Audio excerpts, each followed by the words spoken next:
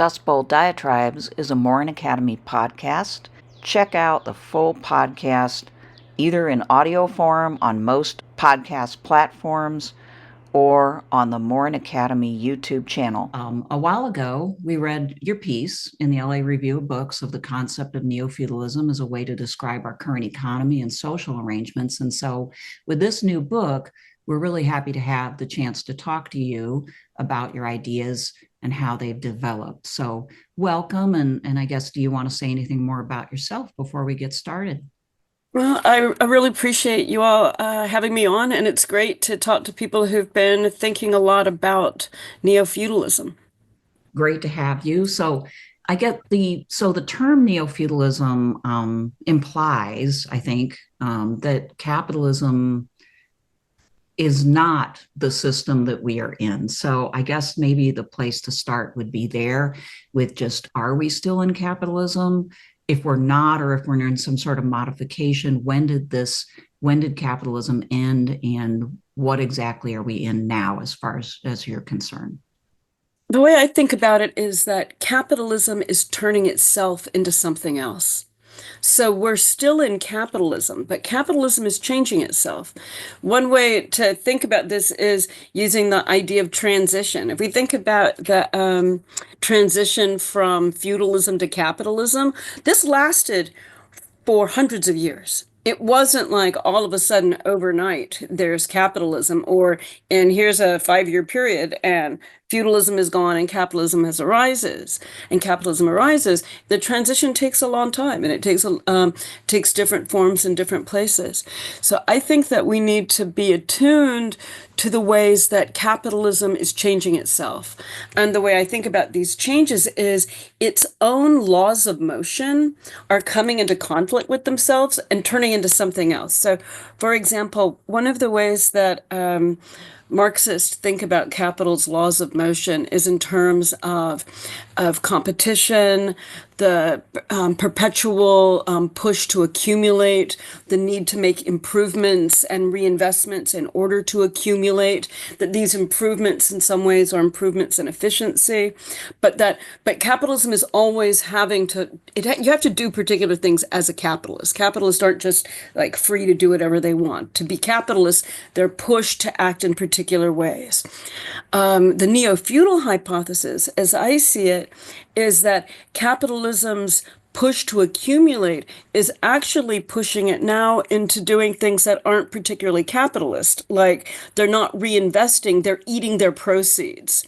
They're not pursuing different kinds of, they're not investing in production, they're taking up rents. They're not interested in developing new things. They're interested in trashing things and accumulating what's left. So I think looking at this kinds of like hoarding and plunder and destruction, and also rents more than profits, lets us start to see accumulation strategies that look much more like feudalism than they do like capitalism. So capitalism is going on, but we've got two sets of laws of motion that are increasingly sort of enveloping and conflicting with one another. And I think the feudal ones are becoming more and more dominant. If you just look at things like the ways that profits accruing to rents and finance are exceeding those that accrue from investment and production, then we can start to get a shape of these things, right? It's less and less commodity production and more rents and intellectual property. So in sum, the basic idea is that, yes, we're in capitalism, but capitalism is transforming. And this transformation could take, 10, 20, 30 years. It could take 100 years. It could have been, we could say it's been happening over 10 years or 20 or 30 years, depending on what we want to highlight. Because whenever you're looking at transitions, you're seeing some things that are the same and some things that are different, but recognizing that things don't just remain the same all the time. Right. So, I mean, what was that point or trigger?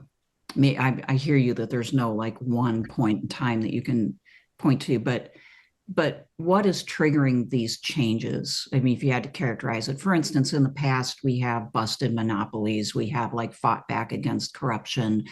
we have, sort of stimulated the economy with greater welfare programs and redistribution if necessary, and so on. But now we're seeing, I agree with you, there's more like just extraction going on and vast amounts of wealth accumulating in the hands of a few people. What caused that? Why this turn? I think that's a complicated and long question. One thing that I don't mean the answer would have to be complicated and long, not the question. One thing we could say is that neo-feudalism is the effect of 40 years of neoliberalism. That it's the effect of efforts to move the state out of the business of social welfare and social provisioning and to increase the role of the private sector. It's and that I think of as in part a kind of fragmentation, right? A getting rid of the state in some areas, letting that become more, instead of having, one kind of state set of provisions for welfare, as we know, many of the welfare mechanisms were dispersed onto the states, the several states. So it would be kind of one example of this sort of fragmentation. So we've got this neo-feudalizing present because of 40 years of neoliberalism, and the change in the state that come about the change in the state that brings about. We have it, I think, also because of the economic change towards an economy of services. And that's a global phenomenon. It's not just in the US. I mean, worldwide, the majority of workers are in services rather than, actually productive labor in the old school Marxist sense. So the rise of services and the concomitant rise of a particular kind of technology that is enveloping us in all sorts of new forms of unfreedom. And I kind of think that it's this new experience of different kinds of unfreedom that has made the language of neo-feudalism so attractive